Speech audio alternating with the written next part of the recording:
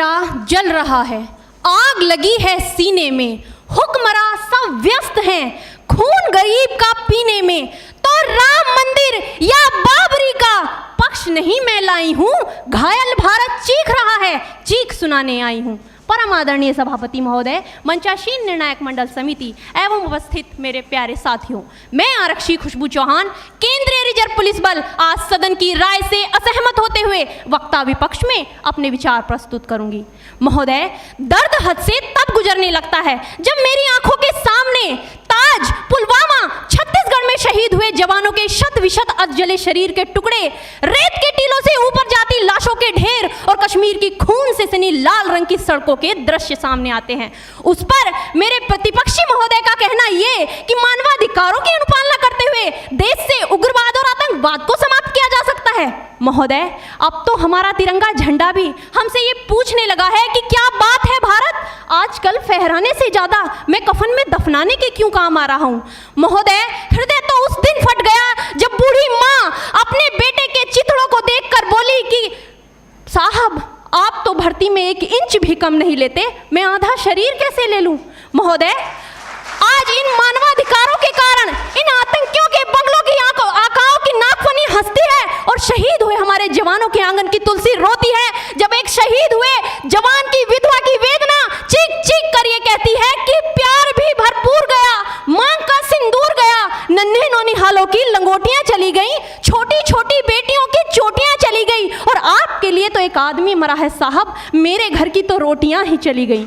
महोदय, किसी भी युद्ध को जीतने के लिए पहल करना सबसे ज्यादा आवश्यक है, क्योंकि इतिहास गवाह है कि पहल करके बड़े बड़े युद्धों के परिणाम बदल दिए गए हैं। परंतु आज मानवाधिकारों के कारण हमारे देश के जवान इस कदर बंधे हुए हैं कि अपनी ड्यूटी पर खड़े होकर भी वो आज पहल करने से डरते हैं, क्योंकि महोदय भविष्य में उन्हें कटघरे में खड़े होने का डर सता रहा होता है।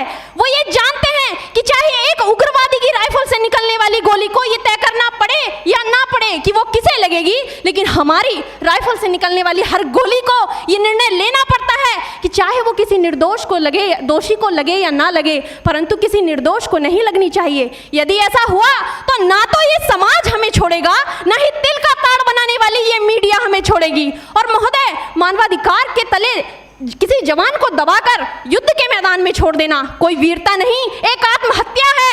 क्योंकि महोदय, फूल को श्रृंगार दो ये मुमकिन नहीं और एक वीर को झनकार दो ये मुमकिन नहीं। जो हाथ बांध दे सेना के, ऐसे मानवाधिकार का पालन संभव नहीं।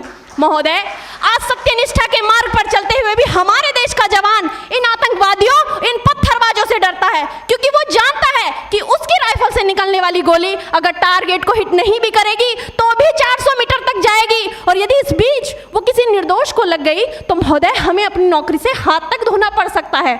और महोदय, अपनी नौकरी को बचाने की खातिर एक जवान आज ये सोचता है कि चाहे सांप मरे या ना मरे, परंतु लाठी नहीं टूटनी चाहिए, क्योंकि आज हमारे देश के हालात कुछ ऐसे हो गए हैं कि चिरागों को हवाओं में उछाला जा रहा है, हवाओं पर भी रोब डाला जा रहा है। अरे हम ही तो बुनियाद है आंतरिक सुरक्षा की, और आज हमें ही नौकरी से निकाला जा रहा है। महोदय, जब पुलवामा में 44 जवान शहीद हुए, छत्तीसगढ़ में 76 जवान शहीद हुए, तो कोई भी मानवाधिकार की दुहाई देने वाला हमारे पक्ष में आकर खड़ा नहीं हुआ।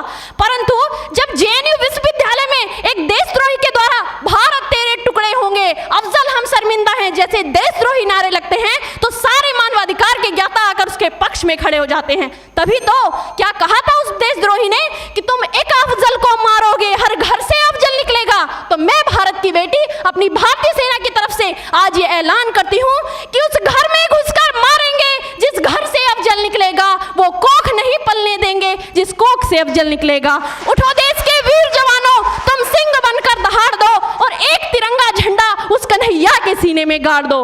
महोदय, अंत में अपनी वाणी को विराम की ओर ले जाते हुए मैं सिर्फ इतना ही कहना चाहूंगी कि मुझे अफसोस है अपने देश की न्यायिक प्रक्रिया पर, जहां आज भी रात के 12 बजे अजमल कसाब जैसे आतंकी के लिए सर्वोच्च न्यायालय के दरवाजे खोल दिए जाते हैं। ऐसे देश से मानवाधिकारों की अनुपालना करते हुए आतंकवाद और उग्रवाद से कभी नहीं निपटा जा सकता। मानवाधिकार के नाम की दुहाइयां देने वालों, सीमा पर लड़ा नहीं जाता चरखों से शोलों के आगे, रामायण पढ़ी नहीं जाती सीमा पर गोलों के आगे। धरती के घोर कुहासे को एक सूरज ही हर सकता है, क्योंकि एटम बम से रक्षा के केवल एटम बम ही कर सकता है। जय हिंद, जय भारत।